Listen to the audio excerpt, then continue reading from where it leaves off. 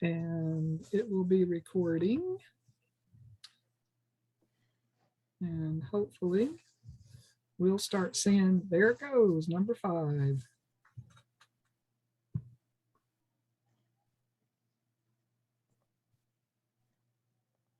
Start seeing, yep. So as people come in, welcome everybody. We're going to be getting started here in a couple of minutes, trying to give people a chance to get logged in and make sure everything is functioning.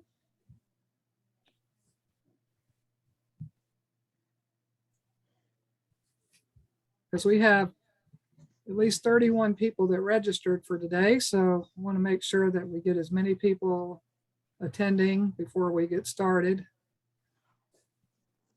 It's a nice day. Look out the window at the nice blue sky.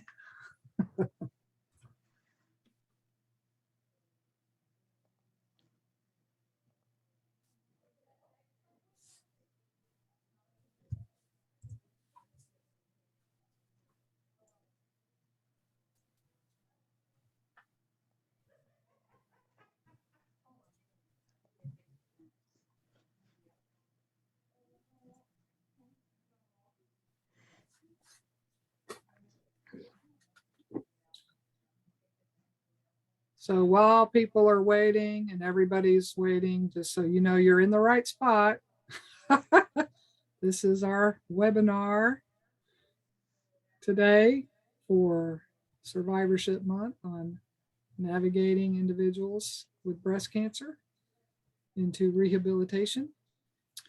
And we will be getting started in a couple of minutes.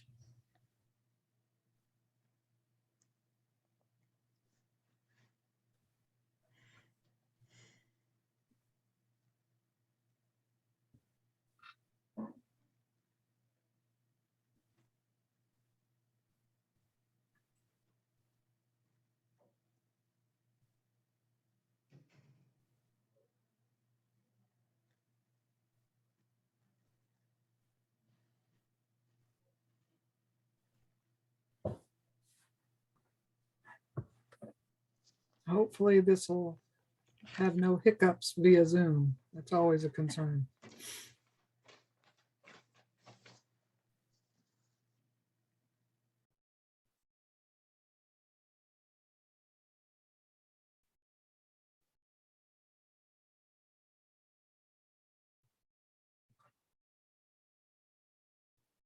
Come some more people.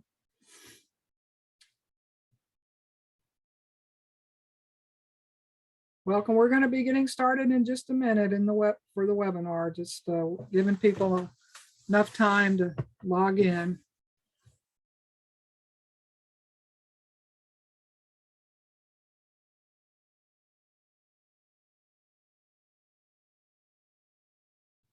So we are here for our Navigating Individuals with Breast Cancer to Rehabilitation webinar.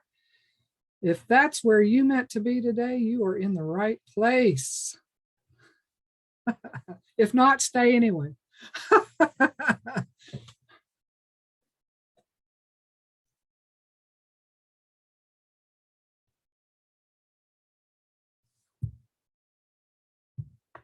going to wait a couple more minutes.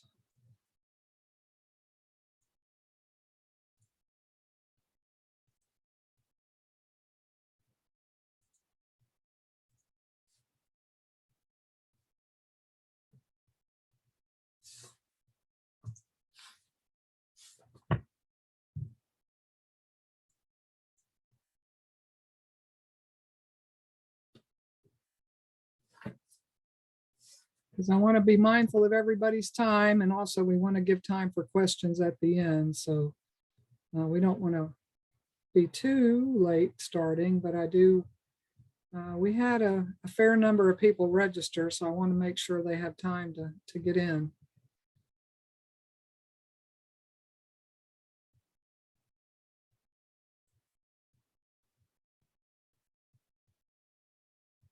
I know sometimes people will join a little late, and that's okay too.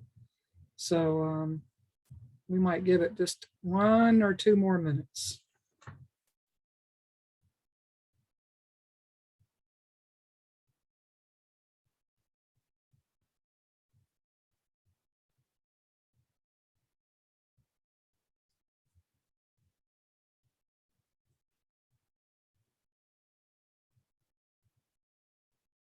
Everybody just stand up and stretch a little bit. At the end of the day, you know you need to do that, right? Get the blood flowing. If you hadn't gotten your 12 hours of standing yet, this would be a good time to get that hour in. I have finished my 12 hours standing plus, so I'm good.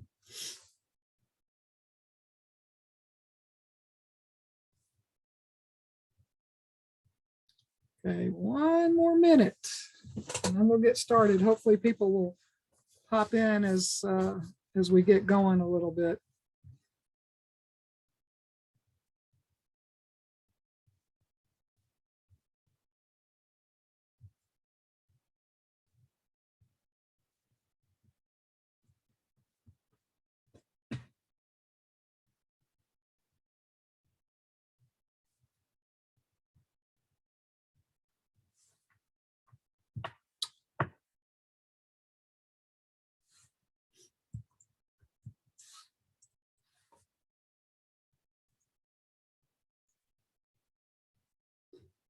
Okay, I think in the interest of time, we're going to go ahead and get started. I want to welcome everyone to Georgia Core's kickoff of National Cancer Survivorship Month. June is a celebration for those who have survived being told they had cancer and their journey. And we have with us today Carrie Kozel, Senior Physical Therapist, and Jill Binkley, Founder and Program Director of Turning Point Breast Cancer Rehabilitation. Carrie and Jill are here to present on navigating individuals with breast cancer to rehabilitation, exercise, and wellness, and to let you know how you can partner with Turning Point to increase access to breast cancer rehabilitation care in Georgia. So without further ado, I'm going to turn it over to Carrie and Jill, and we look forward to what you have to say. Thank you so much, Cindy. It's really a pleasure to be here on behalf of Carrie and I. This is a topic that we're passionate about, and we're very excited, especially on this first day of Cancer Survivor Month nationally. We're very excited to be kicking off our partnership with Georgia Core in extending care virtually to all Georgians. And we have been working at Turning Point Breast Cancer Rehabilitation in Atlanta for almost 20 years. And we're very excited to be extending the kind of care that we offer, as I said, across Georgia to areas that either may not have this kind of care or to partner with some of your facilities and communities to increase access to care as needed. So excited to be here. I'm going to begin by talking about some of the adverse treatment side effects of breast cancer and its treatment, as well as exercise. And then Carrie is going to take it from there in terms of when and how we can partner with you to better increase access to all patients across Georgia. And it is hanging up there a little bit. So we're going to talk about exercise first and then talk about the role of rehab in the management, particularly of the physical side effects of cancer and all cancers, including fatigue, radiation-related issues, and chemotherapy-induced peripheral neuropathy, and then some of the common side effects particular to breast cancer treatment and the role of rehab in their management.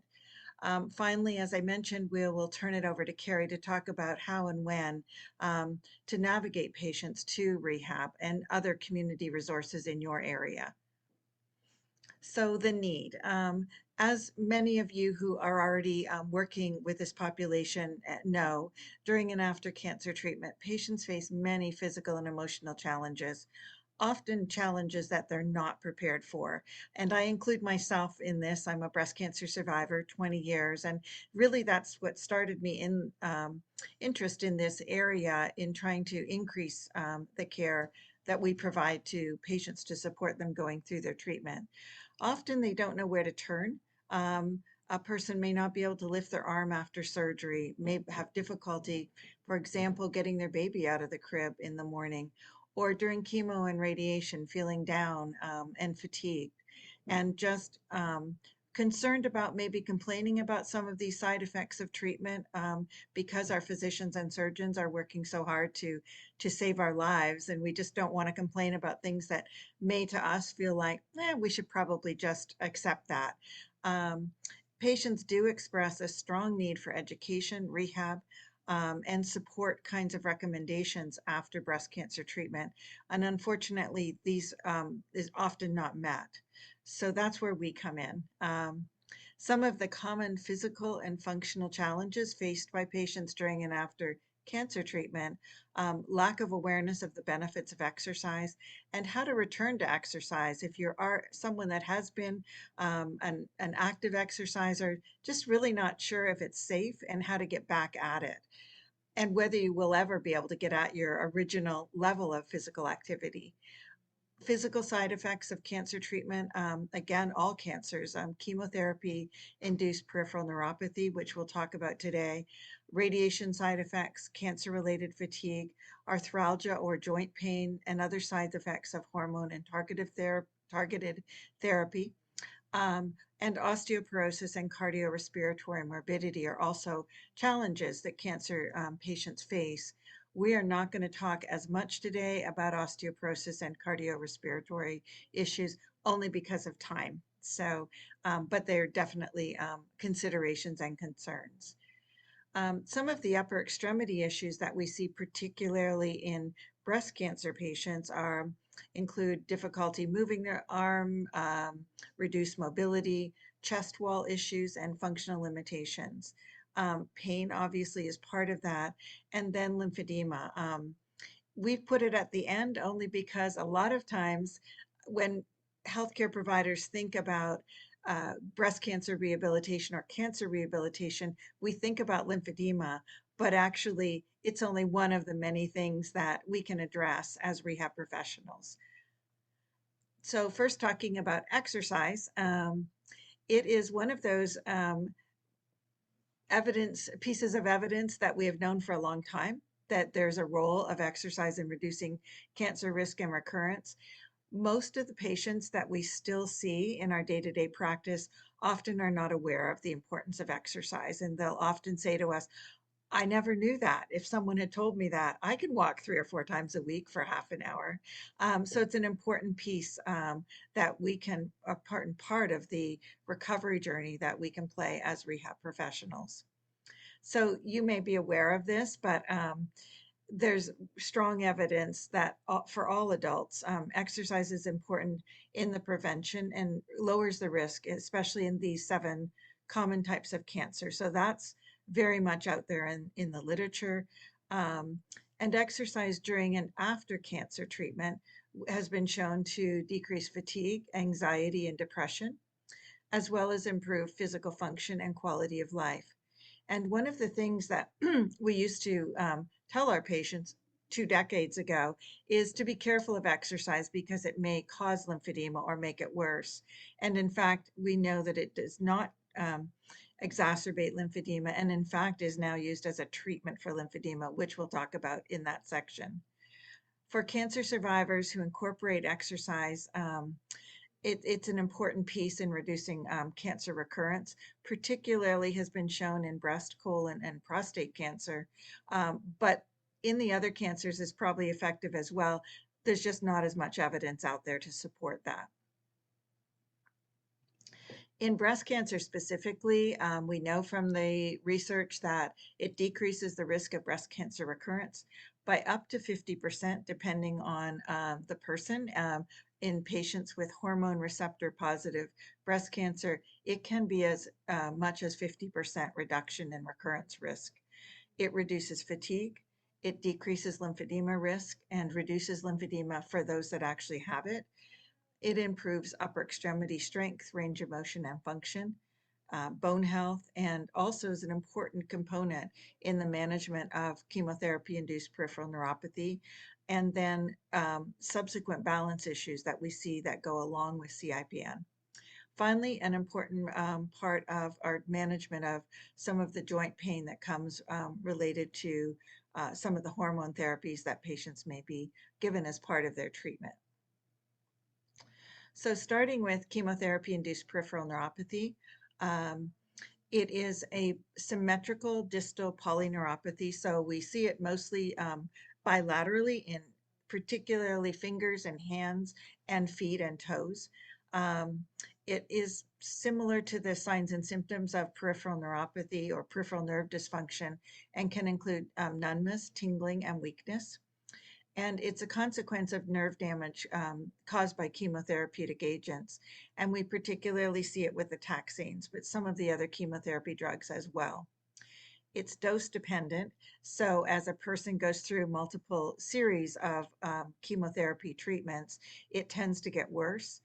And we also see it see it fairly commonly in our patients with metastatic breast cancer and metastatic cancer in general who may be on ongoing courses of chemotherapy. Um, Finally, I mentioned before, there's some balance issues and increased fall risk that's been shown in the literature for patients that have CIPN. So something to consider as well. And the rehabilitation intervention for CIPN, there's sensitization activities that we can do. Balance training and strength training exercise have been shown to be effective in reducing fall risk. Sometimes providing an assisted device, even a short-term use of a cane or something like that, or special footwear can make a big difference in the function of a patient, particularly with severe CIPN.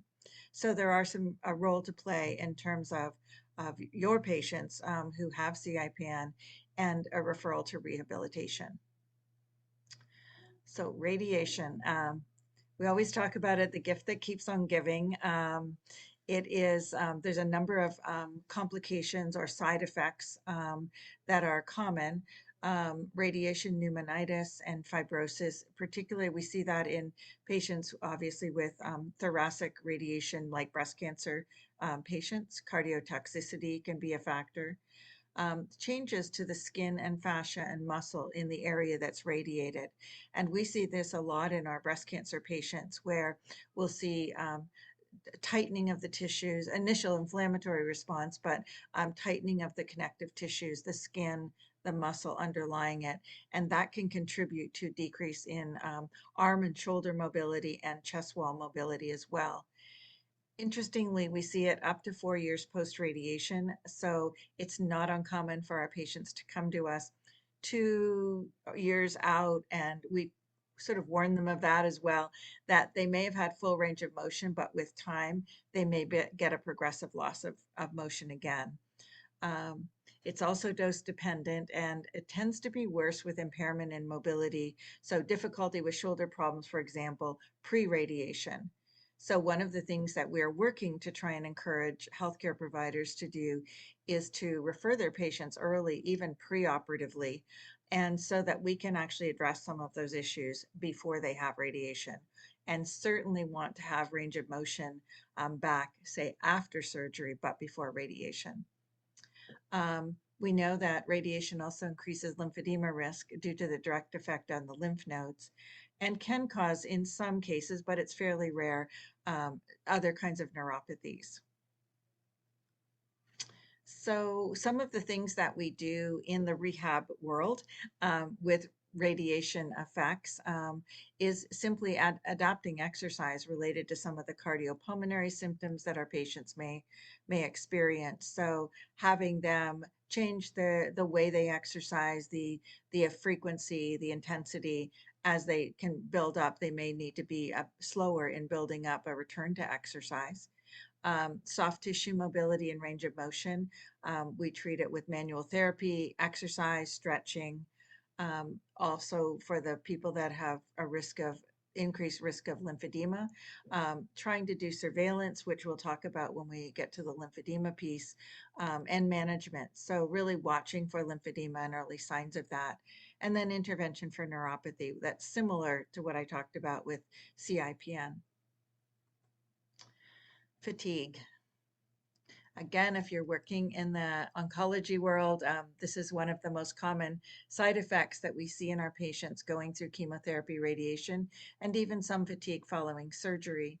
So, as you know, it's a symptom that affects mind, body, and spirit, and very much multifactorial in etiology.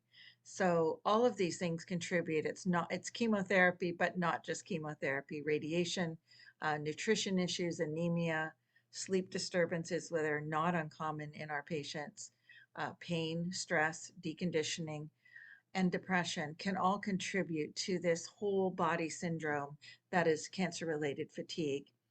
It's been identified as one of the most common and most distressing problems for individuals with cancer and really does have a significant impact on quality of life.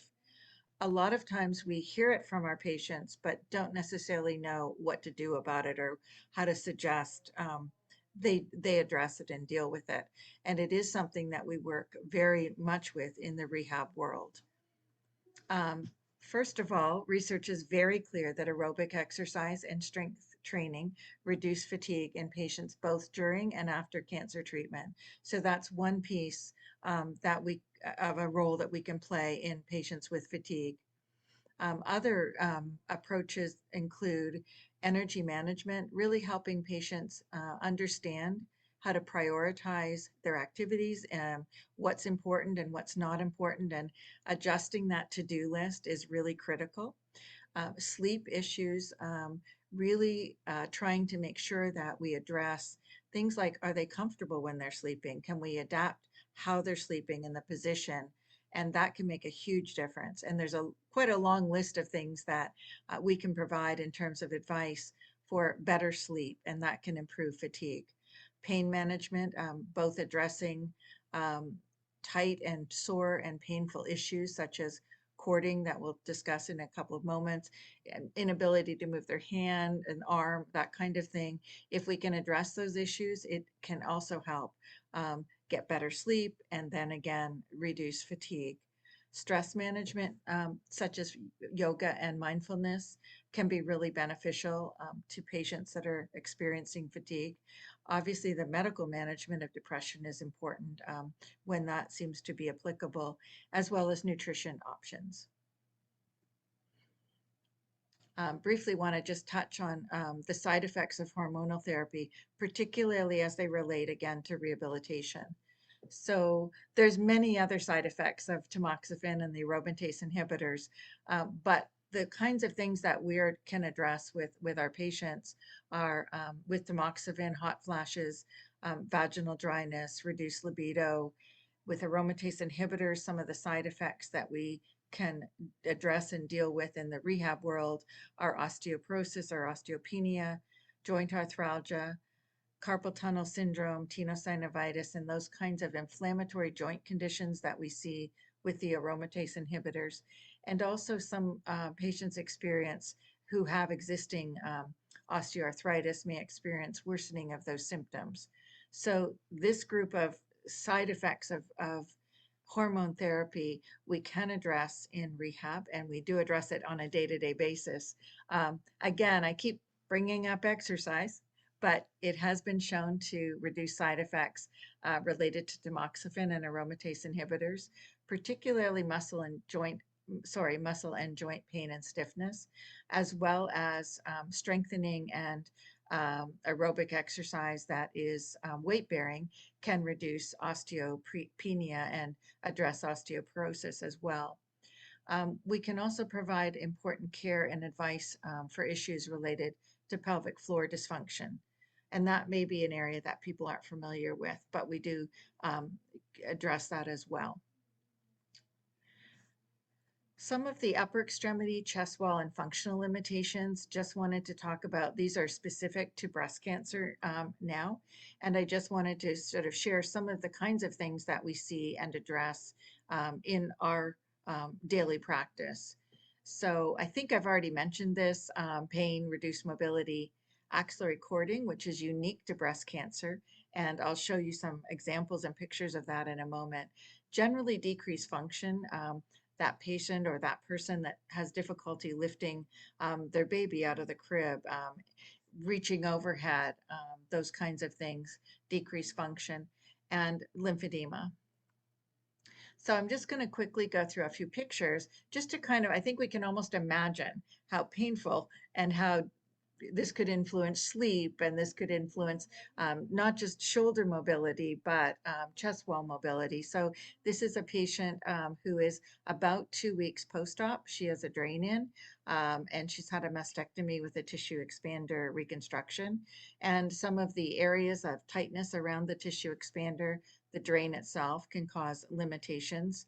And so we would address these with range of motion exercises, very gently, very low range until they've had their drains out. But these are the kinds of things, sleep position and things like that, that we can do early on in those first few weeks post-op.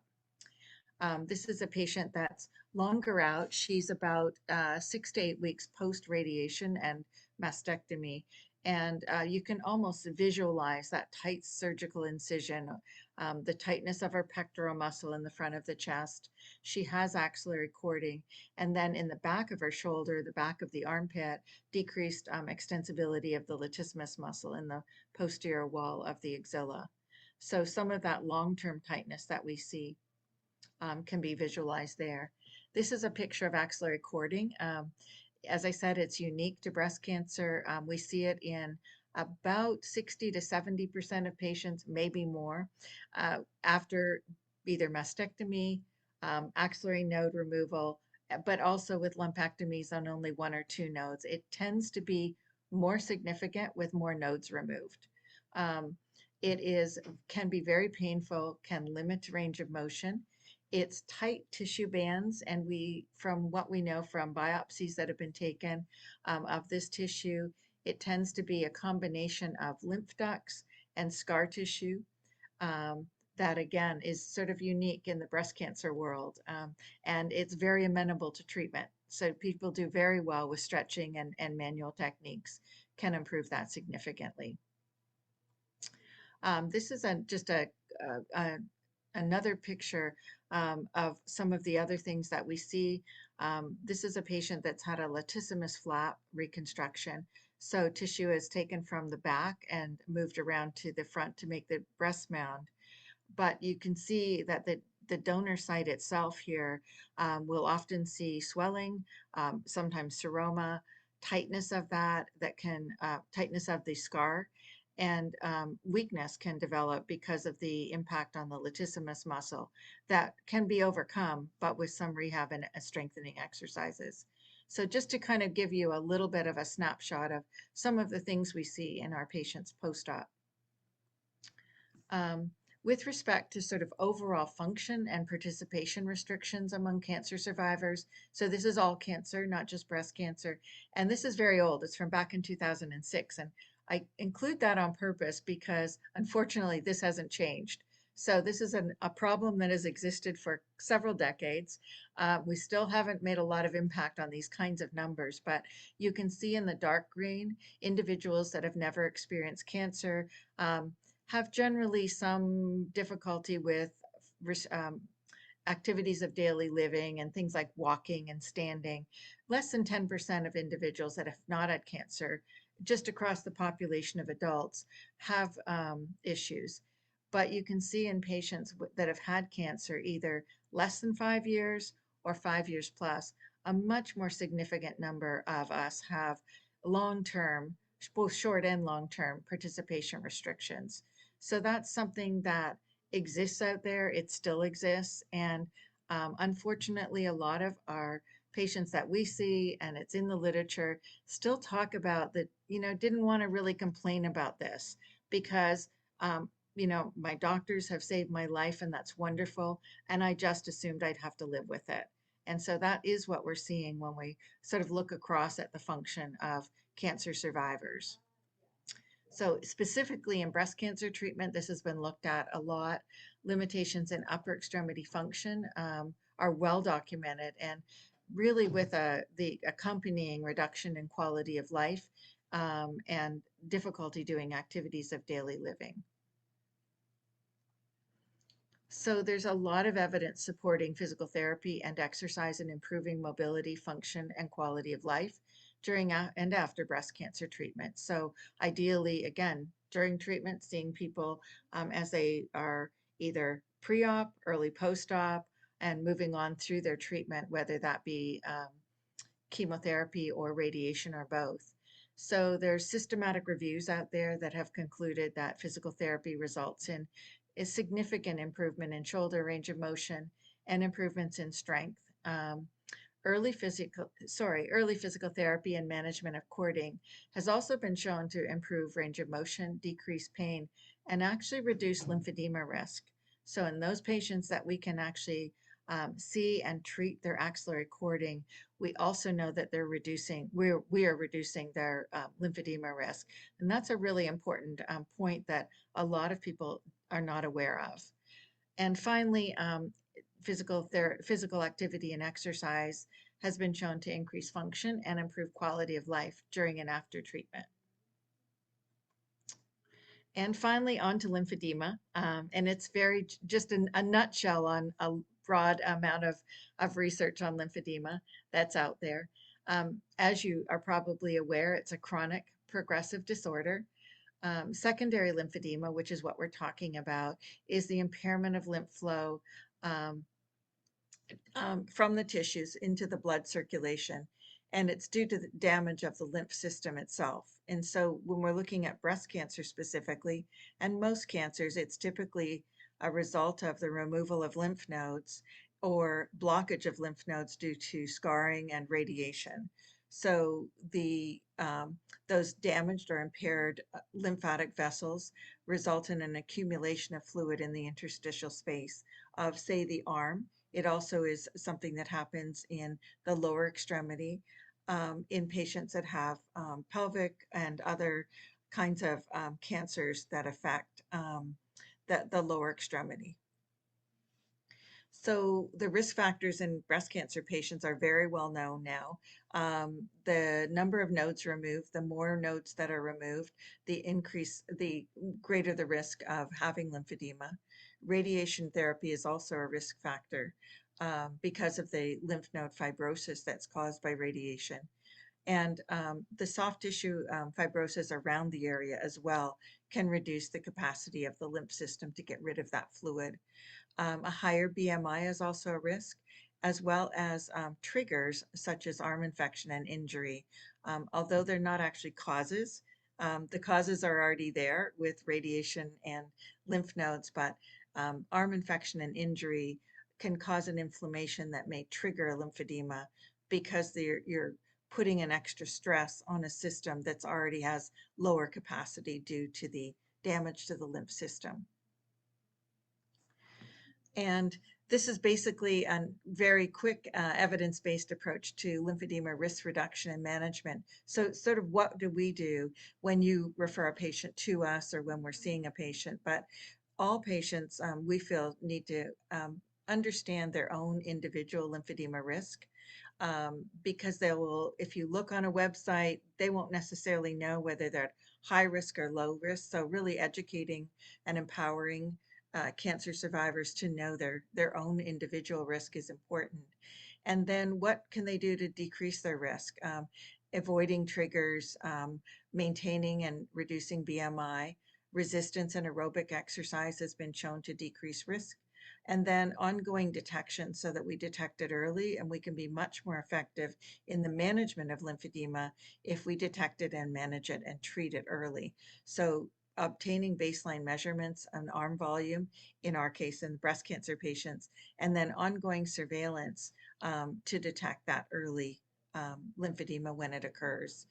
And once a patient has signs and symptoms of lymphedema, education and a lifelong management approach is important.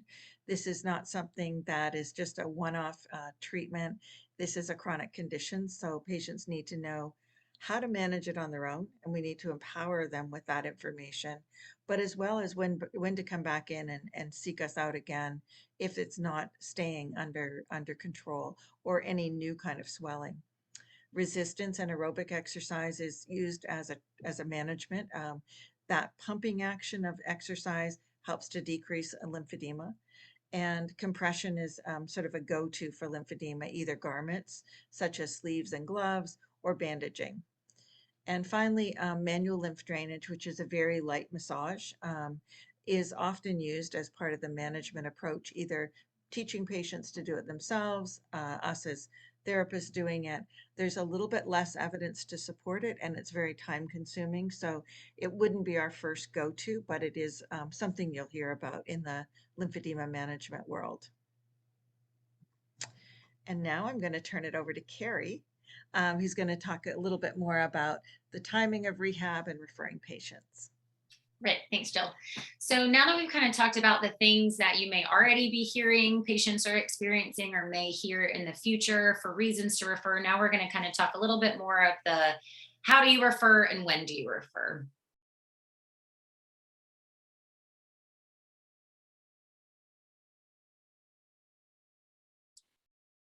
Technical issue?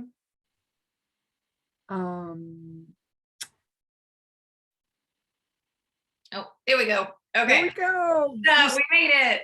Hold your breath okay, and it'll work. So the answer to the timing question, so the when, is early and often. So we know with the evidence from breast cancer that the earlier we are able to refer patients into rehab, the faster we can address issues and the better chance we have of minimizing long-term issues for patients. And that evidence is really growing in other cancer types as well. And so I would encourage you in your other navigation with other types of cancer to definitely think of rehab as well. So within our clinic, we use what's called the prospective surveillance model. And basically what that means is in an ideal situation, we would see that patient preoperatively. So before they go in for surgery, we can get all of their normal values. What does their range of motion usually look like? What does their strength look like? And so that is certainly the gold standard. Our next best option is to then get them early post-operative. So right after surgery, so we can get those measurements, see how they're doing. And then we'll continue to see those patients on an ongoing basis as needed. So some of those patients will stay with us because in that post-op period, we're going to find issues that need to be addressed. And we'll go ahead and treat those. Other patients may be doing well, and we'll have them come back in for check-ins because as Jill talked about, things like radiation, the gift that keeps giving, we may not see those issues immediately. We may see them down the road. And so it's important that we get them into the cycle so that they know what they're watching for and they can come back to us or they can come back in during those check-in periods. So the win is all times are good, but the earlier the better. So the National Accreditation Program for Breast Centers and the American College of Surgeons Commission on Cancer both recognize how critical cancer rehabilitation is, and they include it in the standard in their accreditation process. And the National Comprehensive Cancer Network also realizes how important it is, and their recommendation is that those patients are referred at the onset of the time of diagnosis. So again, that would get those patients into the care of a rehabilitation specialist at the onset so that we can take those preoperative measurements.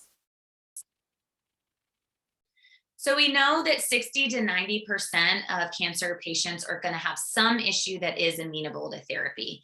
And we know, like Jill has talked about, that rehab and exercise are very well documented. The research is very clear that we can prevent issues and then alleviate issues that do exist that are related to their cancer treatment. Unfortunately, we also know that less than 20% of breast cancer survivors will receive some kind of rehabilitative care in the United States. So there's a significant gap in who has issues and need to be referred and who's actually getting referred. So why is that? Well, there's lots of reasons. The first is knowledge. So there's an inadequate number of us as healthcare providers who specialize in rehab for oncology populations. So it's only about 5% of us work specifically within the cancer field. And there's also a limited established relationship within our profession, so within the rehabilitation world and those who are treating our oncology patients. So these are the oncologists, medical and radiation, the surgeons. And so that's certainly something, a turning point that we're continuing to work on. There's issues of barriers related to access. That's particularly magnified in groups with advanced, so metastatic disease, as well as those who are members within a group that has health disparities. So minority groups, those in lower socioeconomic statuses, as well as those who are close to smaller treatment centers and facilities, and those in rural communities. There's also barriers related to financial constraints and insurance. So we know financial toxicity is a very real thing for our patients. And so when you have to choose where your finances go, the priority obviously becomes the life-saving treatments. It's the chemo, it's the radiation, and the surgeries, and it can limit a patient's ability to then pay for the rehab services that they need. Also, commercial insurance doesn't typically cover what it actually costs to provide the kind of complex rehabilitative care that we provide in a community setting. And so there can be a mismatch that exists there as well. It's doing it again. Come on, you can do it, Zoom.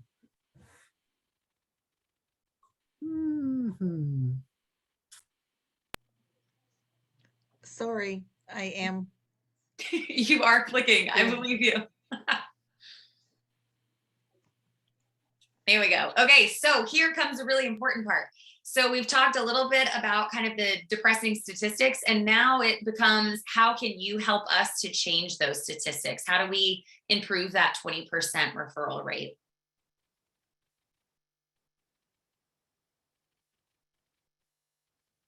It's so exciting. I It can't wants wait. to keep you in suspense. You have a very important job. That's what's coming. All right, so I'm going to talk a little bit about us first and what it is exactly that we do. So at Turning Point, our mission is to improve the quality of life for individuals who are impacted by breast cancer. And we do that by providing and advocating for specialized and evidence-based rehab.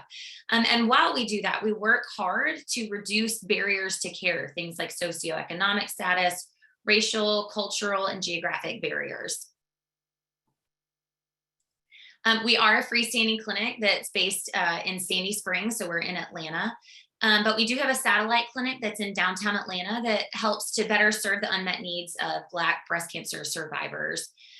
We are a nonprofit, which means we do have a financial assistance program, so no one is ever turned away, regardless of their ability to pay. And it also allows for many of our programs and services to be reduced fee or complimentary.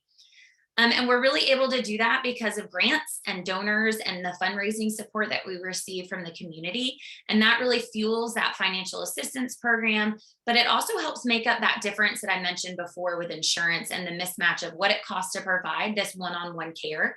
Because as you can imagine, you can see Mallory in this picture with a patient. So this is in a treatment room in our facility. It has a closed door, they're private rooms. We are one-on-one with our patients.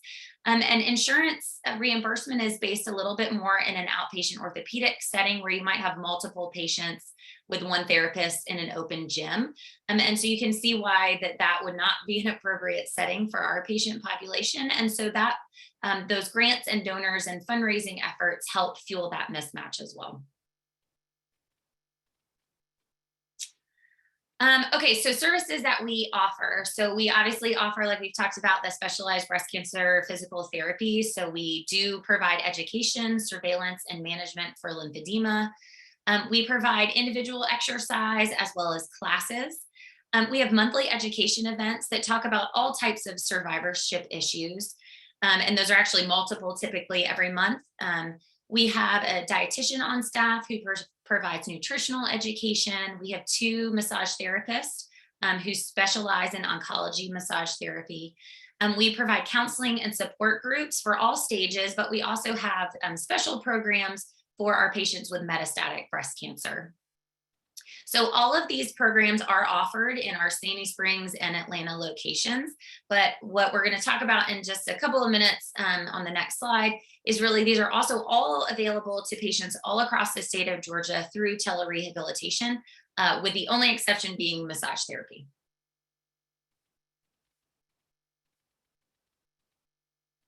So I'll start talking about telerehab because that's the slide that's coming next.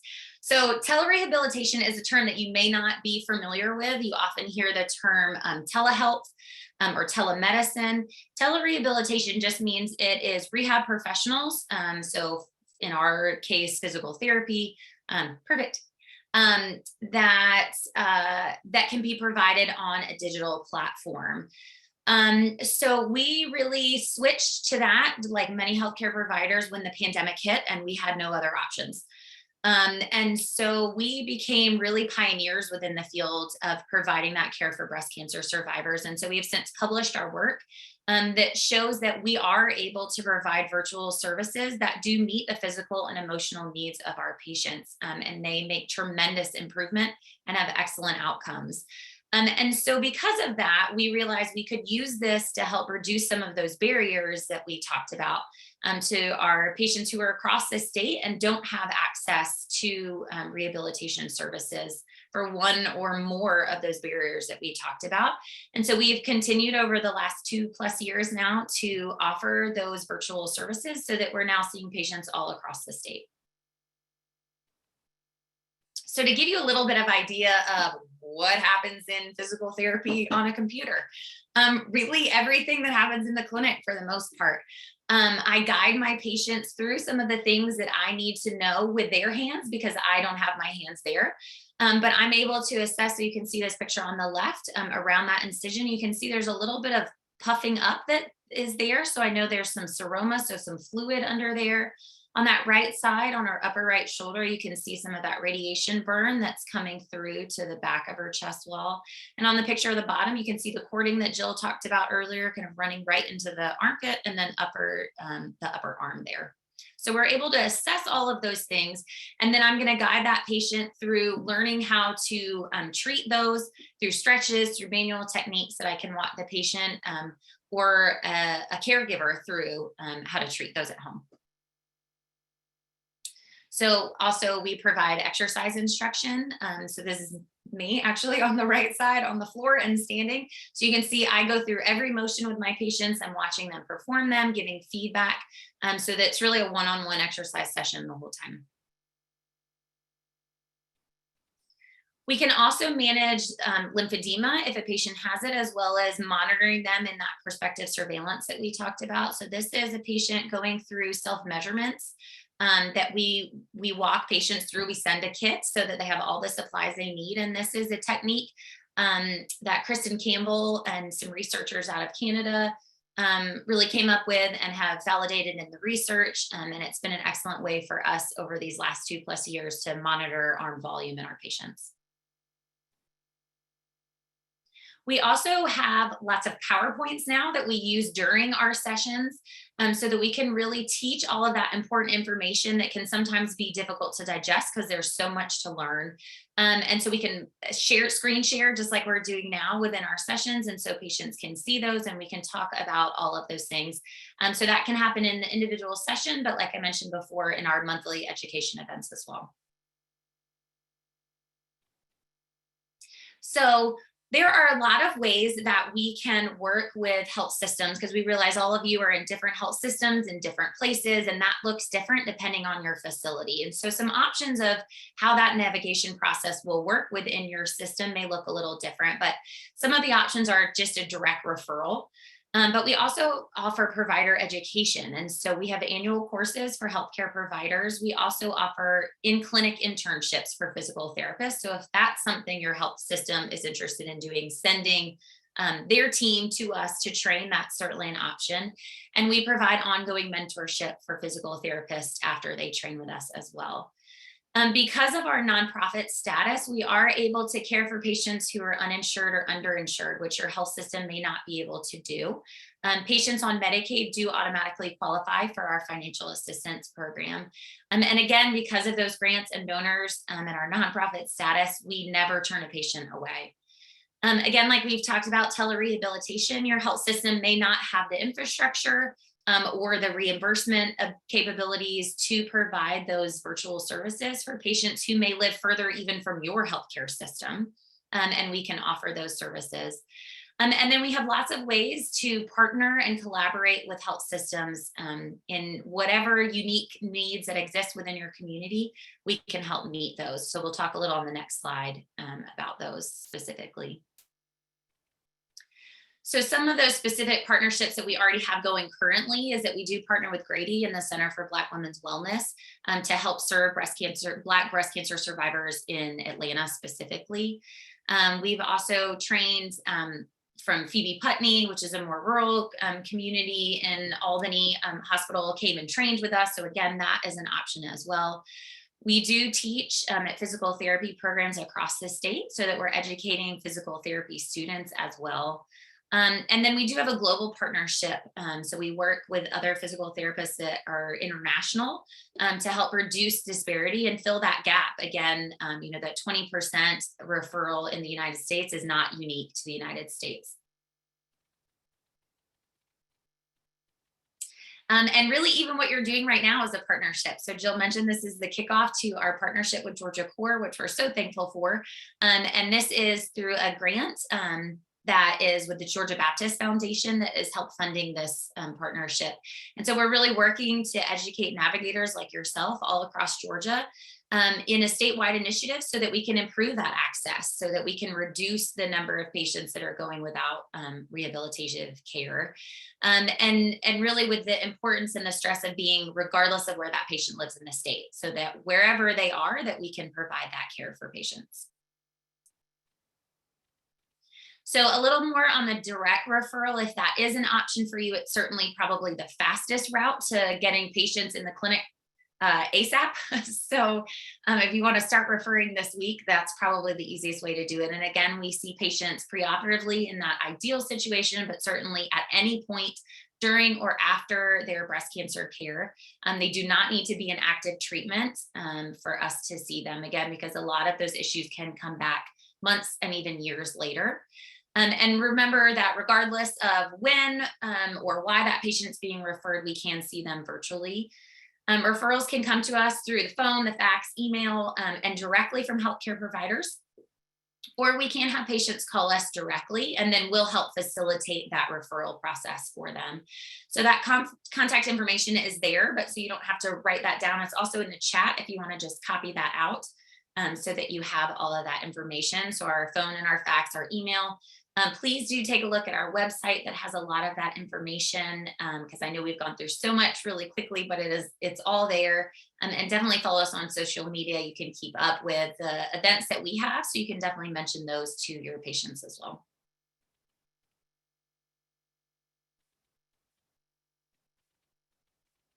I think all we have left is questions. So yes. The next slide, when it decides to show up, we'll have my direct email. There it is. There you go. And Jill's. We really hope that you will open up the chat either at the bottom or the top of your screen. It looks like a little talking button. You may have to roll your mouse over the bottom or the top for that to pop up. But if you're interested in getting connected with us in ways that we can partner with your health system or to help you in that referral process, if you will please put your email in that chat and we will initiate that contact with you so that we can make sure we get that ball rolling. So thank you all very much. We really appreciate it. And thank you so much to Georgia Core for partnering with us and especially as we celebrate the month of June. Yes, thank you. Thank you so much, Carrie and Jill. And I just want to, it was a great presentation, and I hope that there'll be some partnerships that come out of this information. We do have a couple of questions in the chat already. Julie asked, can you tell us more about the counseling services, and is there massage therapy covered if a patient has coverage for physical therapy? Yes, so I can talk about those. So counseling services, we have a counselor on staff who can either meet in person or virtually to do individual sessions. And then we do have once a month support groups that are virtual right now. So that allows access for our patients wherever they are so they can join in. I've already forgotten the other question. Oh, massage therapy. Okay, Right. so this is a little bit of the thing. When physical therapists are providing massage, we call it manual therapy when we're working on some of those tissues, and that is billable. If a patient is referred to physical therapy or to specific massage therapy, or if they want to go to massage therapy, that is generally not covered by insurance. But if there are muscle tightness, those kind of things, those will be addressed in a physical therapy session. So I hope that answers that question for you, Julie. Okay, anybody else have a question? You can either type it in chat or you can raise your hand and I'll unmute you. Any questions? You think you might be able to partner with Turning Point and maybe get some patients referred, hopefully? Okay, here's a question from Cheryl. In what parts of the state have you worked remotely the most? Thank you, Cheryl. All over the state, really. I'm not sure we have one area that has a bulk of patients. I think my farthest away patient has been about 4 hours from the clinic. So we do have some patients that are a little over an hour that may come into Atlanta for a follow-up visit and may be able to do a hybrid where we see them in the clinic. And then we have those patients that are 4 hours away who are receiving all of their care within their own communities and that we never see and are virtual 100% of the time. So we do both, but I'm not sure, Cheryl, I can think. Jill tracks a lot more of that kind of data, so maybe she could commit to that. But we run all the way into Augusta, down to Savannah. So we're pretty spread over. I do have a patient that's actually on the Alabama line. I'm trying to think. I've had a patient near Catoosa County, which is kind of right on the border towards Tennessee. So kind of everywhere. So wherever you are in Georgia, if you're in the state, we'll take you. Is there a, I know you said you partner with Phoebe, Putney, and Grady. And is there areas of Georgia where you'd really like to reach out to more, or maybe partner with providers or hospital systems or navigators in that part of Georgia? Do you want to take that, Jill? You want me to? Sorry. So right now with the partnership and the initial kickoff, we do have a focus of North and Northwest Georgia. And I had to think about West East, Northwest Georgia. It's kind of allowing us to sort of focus and do more education of healthcare providers, also finding community partners in physical therapists and occupational therapists, that if someone does need hands-on care, we could work with a provider in the community. So by focusing on sort of that Northwest Georgia area, at least initially for this first year of the kickoff. However, what we're finding is as word starts to spread, we're getting referrals from everywhere, as Carrie said, and in no way would we turn those down. It's just sort of a focus more on providers, navigators, and then community therapists in that area, really North and Northwest. Great. One of the things that is a reality is because we do provide such specialized care, because we did talk about that 5% of physical therapists that work within the oncology field. Initially we were looking at starting kind of in rural communities, but what we've really realized is there's limited access even in communities that are not rural at all. And so that's really why we're getting those referrals from all across the state. So if you happen to be a navigator who is not in that northern region, by all means, still navigate your patients and we will take care of them. Absolutely. And as far as that tele rehab versus in person, do you have any data that you've published on that? That's a question from Cheryl again. Do you want me to take that one, Carrie? Yeah, go ahead. So Carrie actually presented it at our national conference in February. What we did was we compared patient outcomes, things like pain, range of motion, function, in a group of tele-rehab patients only, a group of patients who are tele-rehab and in person, some combination or hybrid, and then in person only. What we found is that they basically have similar outcomes. And what we were not able to do is show that one was superior to the other because we don't have enough patients. and enough power really to do that and statistically. And I'm not sure if we want to find that out. I don't know. That part I'm kidding.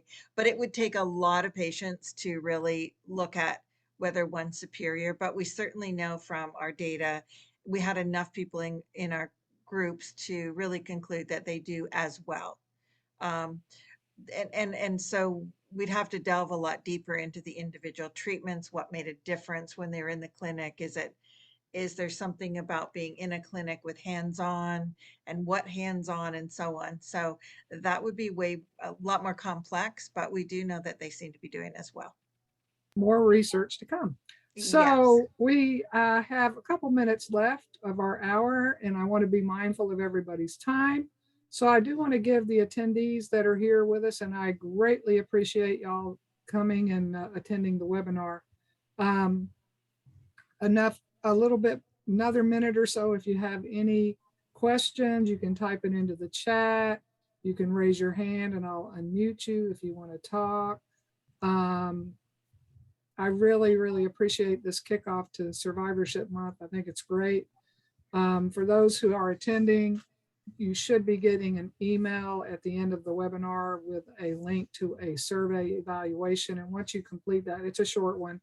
Once you complete that, then you'll get your contact hour certificate. So is there any last words, Jill or Carrie, that y'all want to leave people with for today? Just make sure to put your email in the chat for us before you sign out. And also, if you are in patient facing with your navigation, we can certainly get you materials as well, or brochures if that's information that you need. So definitely just let us know there. Great. Great. Just thank you everyone for attending. All right. So I think we can probably finish maybe 2 minutes early and give everybody back 2 minutes in their day. So thank you, everybody. And we'll have other webinars, so be on the lookout. Great. Thanks Thank so you, much. guys. All right. Thank y'all.